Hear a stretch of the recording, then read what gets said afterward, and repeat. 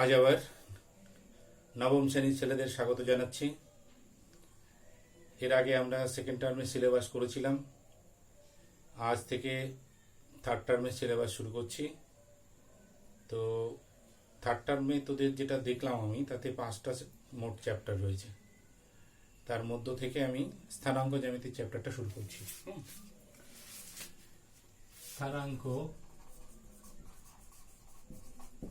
স্থানাঙ্ক জ্যামিতি, তার মধ্যে হচ্ছে ত্রিভুজাকার ক্ষেত্রের ক্ষেত্রফল। স্থানাঙ্ক জ্যামিতি, ত্রিভুজাকার ক্ষেত্রের ক্ষেত্রফল, অর্থাৎ আমরা লেখচিত্রে যেটা করেছি ফার্স্ট টার্মে বা সেকেন্ড টার্মে, যাই হোক, ক্লাস 9-এই আছে, সেইখানে যে 4টে কোয়াড্রেন্ট আছে, সেই কোয়াড্রেন্টের মধ্যে কোনো না কোনো জায়গায় একটা ত্রিভুজ অবস্থান করবে। আমরা কোয়াড্রেন্টের নিয়ম মেনে, ঠিক আছে, সেই ত্রিভুজের ক্ষেত্রফলটা বের করব। এটাই হচ্ছে এখানে কাজ। তাহলে আমাদের এখানে প্রথম যেটা করতে হবে সেটা হচ্ছে লেখচিত্রের অক্ষগুলো এঁকে তার মধ্যে আমরা ত্রিভুজটা দেখাবো। ঠিক আছে, ধরে নে এটা হচ্ছে লেখচিত্র y ড্যাশ y, এর মধ্যে একটা ত্রিভুজ এঁকে নিই আমরা। ঠিক আছে, এটা একটা ত্রিভুজ এ বি সি। এর স্থানাঙ্কগুলো ধরি x1 y1, x2 y2 আর x3 y3। ঠিক আছে, এবার কি করা হবে না, অবশ্যই শীর্ষবিন্দুগুলো থেকে লম্ব টানতে হবে। এটা এল, এটা মনে কর এম, এটা মনে কর এন, তাই তো? আচ্ছা, এবার একটু লিখে নিই আমরা। তাহলে ধরি এ বি সি ত্রিভুজের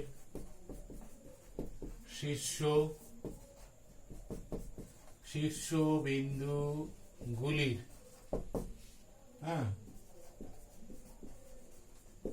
স্থানাঙ্ক যথাক্রমে A of x1 y1, B of x2 y2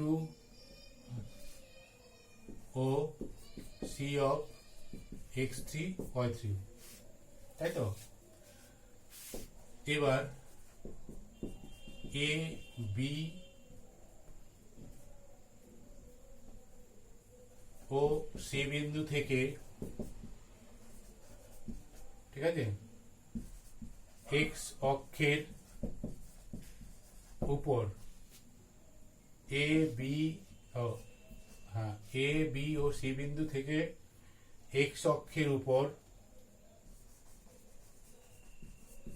যথাক্রমে এ এল, বি এম ও সি এন লম্ব অঙ্কন করিলাম, তাই তো? এটা প্লেন যেমন হয়, এখান থেকে লম্ব। আচ্ছা, লম্ব যদি আঁকি তাহলে লক্ষ্য কর, তাহলে এই অংশটা কি হয়ে গেল x2, এই অংশটা y2। আচ্ছা, আমি চিত্রের মধ্যে না লিখে নিচে লিখি, তাই তো? এটা লেখচিত্রের নিয়ম অনুযায়ী ও এম ইকুয়ালস টু হচ্ছে x2, O L equals to হচ্ছে x1 আর ও এন ইকুয়ালস টু হচ্ছে x3। এবার ওয়াই এর ক্ষেত্রে যাই, তাহলে এটা বি এম ইকুয়ালস টু হচ্ছে y2 R A L equals to হচ্ছে y1 আর সি এন ইকুয়ালস টু হচ্ছে y3। একদম, এটা নতুন করে বলার কিছু নেই, আমরা লেখচিত্রে যা করেছি তাই লিখেছি, কারণ এই ডাটাগুলো আমাদের কাজে লাগবে। তাহলে এবার ত্রিভুজ এ বি সি এর ক্ষেত্রফল আমরা এটা চাইছি, তাই তো? তাহলে এটার ক্ষেত্রফল আমরা চাইছি, লক্ষ্য কর, এইটা ক্ষেত্রফল সরাসরি বেরোবে না। কি করেছে দেখ, এ বি এম এল কি আছে, A B M A B M L কি, এটা ট্রাপিজিয়াম আছে, এই ট্রাপিজিয়ামের মধ্যে এই ত্রিভুজের কিছুটা অংশ আছে। আবার এ এল এন সি এটাও একটা ট্রাপিজিয়াম, এই যে এটা, এর মধ্যেও কিছুটা আছে। আর নিচে একটা, এই যেটা আমি ডট ডট দিচ্ছি দেখ, এই যে এটাও একটা ট্রাপিজিয়াম। এই ট্রাপিজিয়ামের মধ্যে আবার কি আছে, ওই দুটো ঢুকে আছে। তাহলে বি এম এন সি এটাও একটা ট্রাপিজিয়াম। তাহলে আমরা যদি দেখ এই ট্রাপিজিয়াম প্লাস এই ট্রাপিজিয়াম, সেখান থেকে যদি এই বি এম এন সি ট্রাপিজিয়ামটা বাদ দিই, তাহলে ওই ত্রিভুজটা পড়ে থাকছে। চিত্র দিকে লক্ষ্য কর, তবেই হবে সমান। তাহলে কি লিখবো, আচ্ছা এখান থেকে লিখছি, তাহলে ট্রাপিজিয়াম কি আছে, এ বি এম এল এর ক্ষেত্রফল প্লাস ট্রাপিজিয়াম দ্বিতীয়টা এটা এ এল এন সি এর ক্ষেত্রফল মাইনাস এটা trapezium B M N C এর ক্ষেত্রফল। ভালো করে চিত্রটার দিকে লক্ষ্য কর। এ বি সি ত্রিভুজের মধ্যে কে ঢুকে আছে, এ বি সি ত্রিভুজের ক্ষেত্রফলের কিছুটা অংশ, এই অংশটা ঢুকে আছে এ বি এম এল ট্রাপিজিয়ামের মাথা। আবার এ এল এন সি এই ট্রাপিজিয়ামের মধ্যে ত্রিভুজের এই অংশটা ঢুকে আছে। তাহলে এই ট্রাপিজিয়ামের সাহায্যে, এই ট্রাপিজিয়ামের সাহায্যে এবং এই ট্রাপিজিয়ামকে বাদ দিয়ে যদি আমরা দেখাই, তাহলে আমাদের ক্ষেত্রফল পাবো। এইবার ট্রাপিজিয়ামের ক্ষেত্রফল খুব সহজ। কি আছে না, সমান্তরাল বাহুদ্বয়ের ক্ষেত্র যোগফল ইন্টু তির্যক বাহুর দূরত্ব। তাহলে এই এ বি এম এল যদি ট্রাপিজিয়াম নিই, তাহলে তার সমান্তরাল বাহু এটা আর এটা। তাহলে হাফ ইন্টু কি হবে, বিএম প্লাস এল, তাই তো, ইন্টু উচ্চতা বা দৈর্ঘ্য, এটা কত M L, plus half into এটার ক্ষেত্রে এ এল এন সি এটা প্লাস এটা, সমান্তরাল বাহুদ্বয়ের যোগফল ইন্টু তির্যক বাহুর মধ্যে দূরত্ব কত, LC L N, plus half of B M N C, তাহলে B M plus C N into M C M N, এই যে এম এন, এটা হাফটা কমন নিয়ে নে, হাফ কমন নিলে বিএম সমান কত, এখানে আমরা লিখে রেখেছি, এই যে দেখ বিএম সমান কত ওয়াই টু প্লাস এল সমান কত ওয়াই ওয়ান। একদম এই যে এখানে ডাটাগুলো যে লিখে রেখেছি, এই যে দেখ, এই যে এই অংশটা।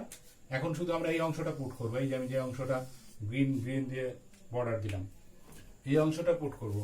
বিএম আর এম এল, চিত্র লক্ষ্য কর, এম এল এর আলাদা কোনো মান নেই, কিন্তু আমাদের কাছে ওএল আর ওএম আছে।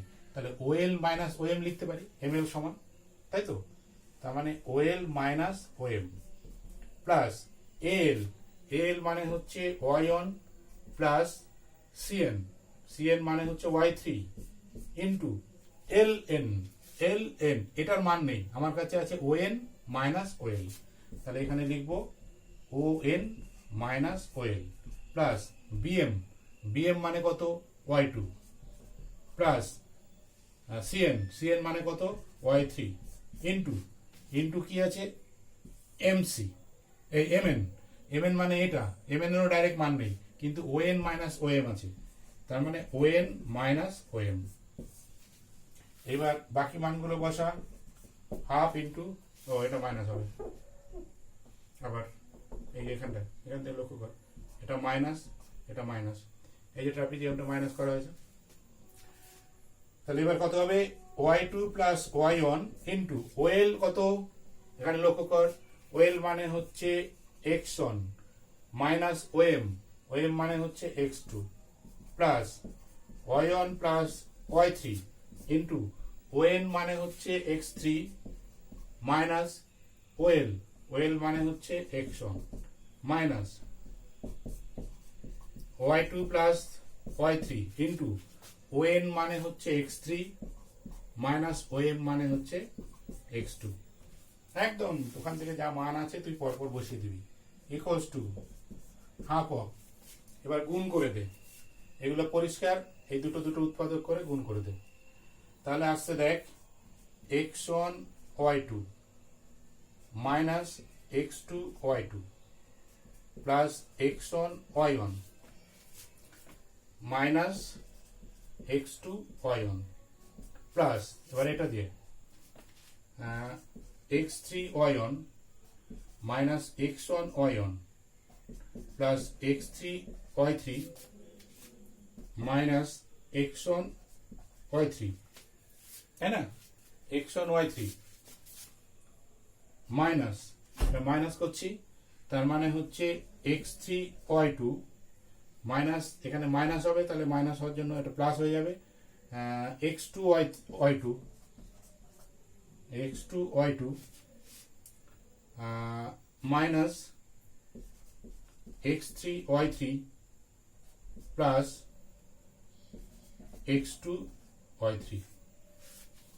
লক্ষ্য কর এবার কাটছে কি কি,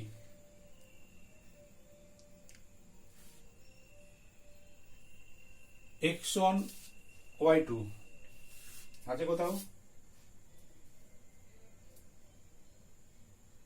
নাই, তাহলে দ্বিতীয়টা x2 y2 আছে, এই যে আছে x2 y2 কাটলো, x1 y1 x1 y1 কাটলো, x2 y1 x2 y1 x2 y1 দেখ ভালো করে, x2 y1 নেই, x3 y1 x3 y1 x3 y1 নেই, এবার x3 y3 আছে, কাটলো, এবার কটা থাকলো দেখ 1 2 3 4 5 6, ছটাই থাকবে, ইকুয়ালস টু হাফ অফ, ঠিক আছে, হাফ অফ, এবার x1 কমন নিই তাহলে y2, তাহলে এখান থেকে x1 কমন নিলাম, আর কোথায় x1 আছে দেখ, y2 এই যে এটা যাবে, y2 minus y3 plus x2 common নেব, ঠিক আছে, x2 যদি কমন নিই এই যে এটা আছে, তার মানে y3 আর এটা minus y1 plus x3 common নেব, তার মানে হবে y1, এই যে এটা y1 মাইনাস y2। ভালো করে লক্ষ্য কর, হাফ ইন্টু, ভালো সাজিয়েছি কিভাবে দেখ, হাফটা থাকলোই x1 x2 x3, তার মানে এটা পরপর লিখে দিবি, তারপরে তিনটে উৎপাদক এসছে কি কি, y2 মাইনাস y1, দেখ যেখানে x1 ছিল সেখানে y2 y3 এসছে, তার মানে y1 আসেনি, এখানে x2 আছে, এখানে y3 y1 আছে, তার মানে y2 আসেনি, এখানে x3 আছে, y1 y2 এসছে, তার মানে x1 আসেনি, y1 আসে, x3 y3টা আসেনি। এটা হচ্ছে যে কোনো ত্রিভুজের ক্ষেত্রফল। আচ্ছা, এইখানে আরেকটা জিনিস মনে রাখবি, সেটা হচ্ছে যে ত্রিভুজ, একটা ত্রিভুজের তিনটে শীর্ষবিন্দু, সেই তিনটে শীর্ষবিন্দু যদি একটা লাইনে চলে আসে তাহলে কি ঘটবে, কিরকম, ধর যে এটাই যে ত্রিভুজটা নিয়েছিলাম আমরা, এটা এ বি সি, এই এ শীর্ষবিন্দুটা নেমে নেমে এসে কি করলো, বি সিতে মিশে গেল, তার মানে আসলে কি দাঁড়ালো দেখ, বি এ সি, একটা ত্রিভুজ থেকে একটা সরলরেখা তৈরি হলো। তাহলে এখান থেকে দেখানো যায় যে কোনো ত্রিভুজের ক্ষেত্রফল যদি শূন্য হয়, কোনো ত্রিভুজের ক্ষেত্রফল যদি শূন্য হয় তাহলে কি করা যায় না, সেই তিনটে শীর্ষবিন্দু একই সরলরেখায় চলে আসবে, অর্থাৎ তারা সমরেখা হবে। তাহলে যদি কোনো তিনটে বিন্দুকে যদি সমরেখা দেখাতে হয় তাহলে আমরা দেখাবো যে ত্রিভুজের ক্ষেত্রফলটা শূন্য। এই তো লক্ষ্য কর, দেখ এই যদি এখানে চলে আসে তাহলে একই রেখাতে চলে আসছে, তাহলে আসলে ক্ষেত্রফল বলে কিছু থাকছে না, জাস্ট একটা রেখা চলে আসছে। কোনো ত্রিভুজের ক্ষেত্রফল যদি শূন্য হয় তাহলে ওই ত্রিভুজের তিনটে শীর্ষবিন্দু সমরেখ হবে, অর্থাৎ একই সরল রেখায় অবস্থান করবে। আচ্ছা, প্রথম তোরা যেটা করবি, সূত্রটাকে লিখে রাখবি, ঠিক আছে? এই তো নিচেই লেখা থাকুক, হাফ ইন্টু ত্রিভুজ এ বি সি। তাহলে তোদের অঙ্ক করতে সুবিধা হবে। তার মানে x1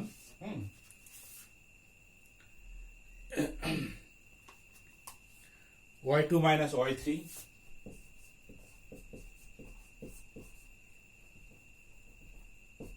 প্লাস x2। প্রথমে x1 লিখলাম, তারপর আমরা x2 লিখলাম। তাহলে এখানে y2টা আসবে না, তাহলে y3 minus y1 plus x3। x3 যেহেতু আসছে তাহলে y3টা আসবে না, তাহলে y1 minus y2, y1 minus y2। যেহেতু ক্ষেত্রফল, তাহলে এখানে বর্গ একক লিখবি, ঠিক আছে? এটা প্রথমে এই অঙ্কগুলো করার সময় খাতার মাথাতে এটা লিখে রাখবি, করে কয়েকটা অঙ্ক করার পরই তোরা করতে পারবি। আচ্ছা, এবার অঙ্কর দিকে যাই আমরা। দেখি কি ধরনের অঙ্ক আছে তোদের বইয়ে।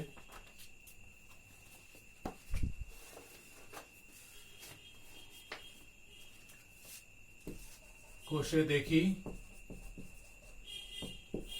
30, ঠিক আছে? সরি 20। প্রথমে কি আছে নিচের বইয়ে দেখ, নিচের শীর্ষবিন্দু বিশিষ্ট ত্রিভুজাকার ক্ষেত্রের ক্ষেত্রফল প্রতি ক্ষেত্রে নির্ণয় করো। কি করেছে? একের এক তিনটে শীর্ষবিন্দু দেওয়া আছে, 2 মাইনাস 2 4 2, আর একটা হচ্ছে -1 3। কি বলছে না, এদের ক্ষেত্রফল নির্ণয় করো। তার মানে এই তিনটা শীর্ষবিন্দু দিয়ে একটা ত্রিভুজ তৈরি হতে পারে, তাহলে সেই ত্রিভুজের ক্ষেত্রফল। তাহলে আমরা ধরে নিচ্ছি এরকম। আচ্ছা, এই স্থানাঙ্ক জ্যামিতির অঙ্ক করার সময় ডান দিকে কিন্তু চিত্রের একটা রাফ ওয়ার্ক করবি, তাহলে তোর বুঝতে সুবিধা হবে সব সময়ের জন্য। তাহলে আমাকে এটা যদি এ ধরি, এটাকে বি ধরি, এটাকে সি, তাহলে শীর্ষবিন্দু কত হবে? 2 মাইনাস 2, তাই তো? এটা হচ্ছে 4 2, আর এটা হচ্ছে -1 3। এরকম লিখে নিবি। কারণ হচ্ছে এই ডাটাগুলো এমনভাবে পুট করতে হয় সূত্রে, বা লিখতে হয় বারে বারে। তুই যদি চোখের সামনে এরকম কিছু না থাকে, তাহলে যে কোনো সময় ভুল ডাটা লিখে দিতে পারিস, তোর সব পরিশ্রম মাটি হয়ে যাবে। এই জন্য এই রাফ ওয়ার্কগুলো করবি, তাহলে কি হবে? চোখের সামনে ডাটাগুলো থাকবে, ভুলটা হবে না। তাহলে আমরা কি করব?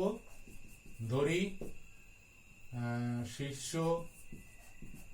বিন্দু তিনটি হলো যথাক্রমে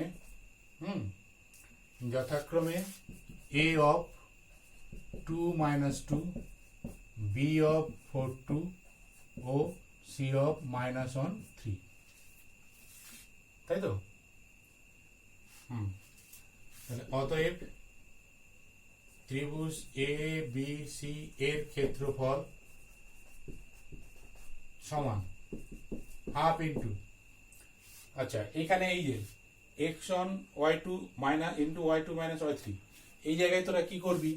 এ শীর্ষবিন্দুটাকে আগে ধরেছিস, তার মানে x1 হবে হচ্ছে এরটা, y1 হবে এরটা, বিটা x2 y2, সিটা x3 y3। তাহলে এখানে রাফ ওয়ার্ক কি আসছে দেখ, x1 equals to 2, y1 equals to -2, তাই তো? x2 equals to 4, y2 equals to 2, x3 equals to -1, y3 equals to 3। অঙ্ক করার সময় এটাও রাপে লিখে নিবি, ভুলটা হবে না।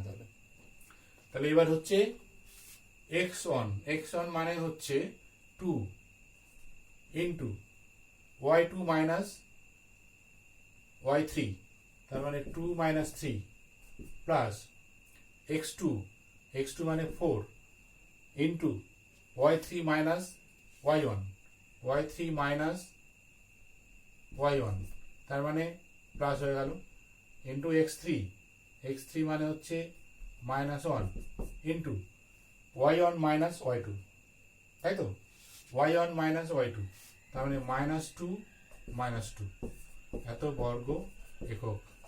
ক্ষেত্রফল বের করছিস বর্গ একক লিখবি, equals to half of 2 into -1, তাই তো 2 ইন্টু -1 প্লাস 4 ইন্টু 5 -1, আচ্ছা মাইনাস অফ কত -4, তার মানে +4 হয়ে গেল, equals to half of -2 plus 20 plus 4, তাই তো, হ্যাঁ, equals to half of 22, equals to 22/2 equals to 11। অতএব প্রশ্নটা কি ছিল? শীর্ষবিন্দু বিশিষ্ট ত্রিভুজাকার ক্ষেত্রের ক্ষেত্রফল। অতএব প্রদত্ত শীর্ষবিন্দু বিশিষ্ট ত্রিভুজের বা ত্রিভুজাকার ক্ষেত্রের ক্ষেত্রফল সমান 11 বর্গ একক। এই জাস্ট এই যে নিচের দিকে সূত্রটা আমরা লিখে রেখেছি, এই সূত্রটাই কিন্তু এই চ্যাপ্টারে সব জায়গাতে ব্যবহার হবে। অতএব এইভাবে পরপর অঙ্কগুলো করতে হবে আমাদের।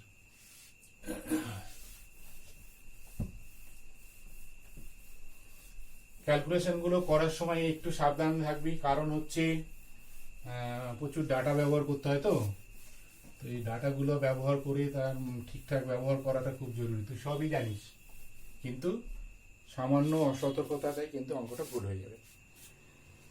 তারপরে একটা অঙ্ক দেখি, দেখ তোদের 2-এ কি আছে, বলছে প্রমাণ করো যে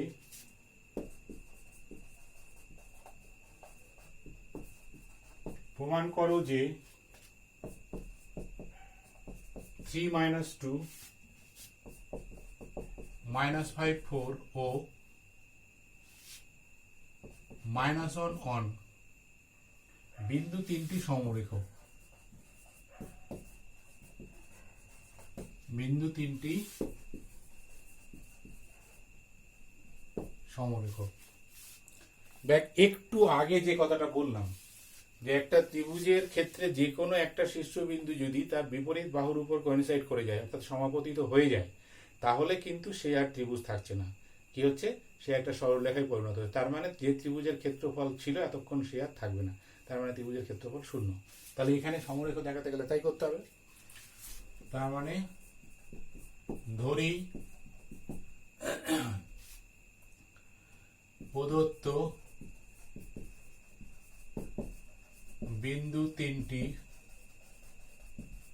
যথাক্রমে a of 3 - 2, b of -5 4 O c of -1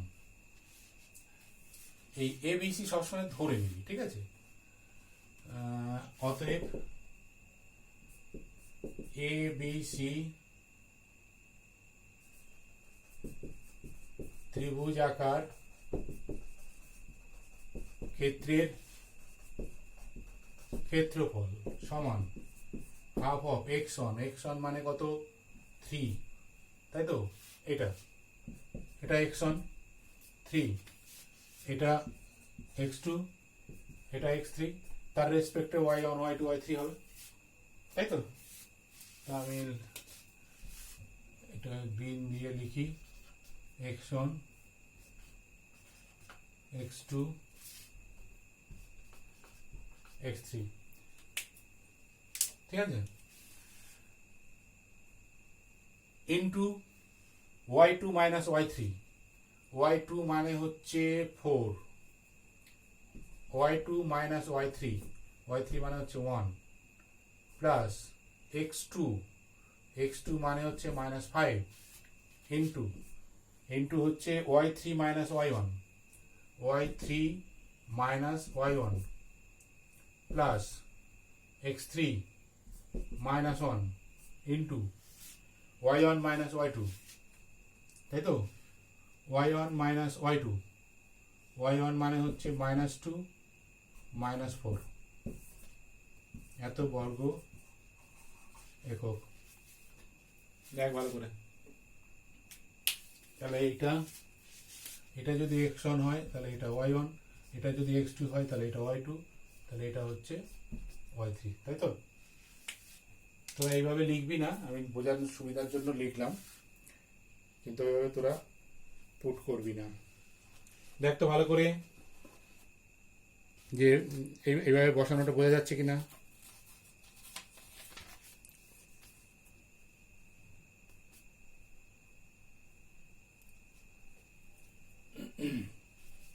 এবার ক্যালকুলেশন কর। হাফ অফ, তাহলে 3 ইন্টু 3 মাইনাস, এখানে কত 1 থাকছে, 1 গুণ 5 তার মানে 5, ওখানে -5 তার মানে মাইনাস মাইনাসে +5 বর্গ একক ইকুয়ালস টু 6 বাই এটা কেটে গেল 2 ইকুয়ালস টু 3 বর্গ একক। এই ভুল হলো আমাদের, ভুল হলো কারণ এটা 0 আসবে, তাই না? 0 আসতেই হবে এটা। দেখ কোথায় ভুল করেছি আমরা।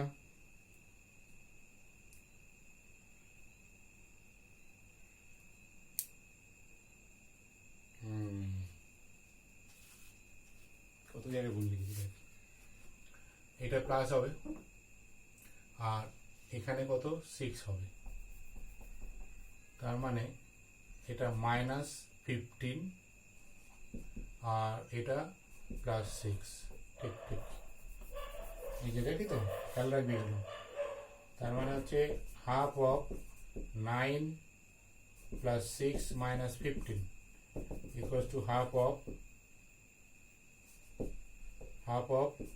15 - 15 equals to half of 0 equals to 0।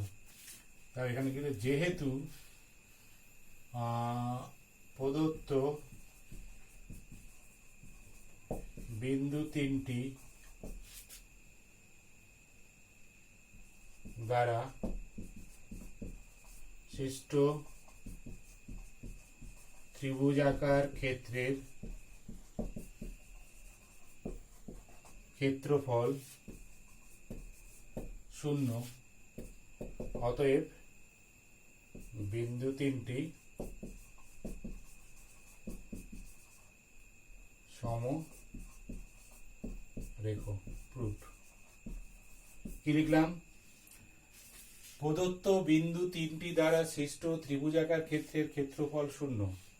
যেহেতু প্রদত্ত যে তিনটে আমাদের বিন্দু দিয়েছে তার স্থানাঙ্ক অনুযায়ী আমরা ত্রিভুজ ক্ষেত্রফল বের করার চেষ্টা করলাম। দেখতে পাচ্ছি যে ত্রিভুজটা আমরা বের করার চেষ্টা করছি তার ক্ষেত্রফল আসলে 0। যদি এটা 0 হয় তাহলে যে ত্রিভুজের শীর্ষবিন্দুর যে কোনো একটা শীর্ষবিন্দু বিপরীত বাহুর উপর কোইনসাইড করে যাচ্ছে, তার মানে তিনটে বিন্দুই একই সরলরেখায় চলে আসছে, অতএব বিন্দু তিনটি সমরেখ। তাহলে আজ এই পর্যন্ত থাকছে, নেক্সট দিন আবার দেখা যাবে।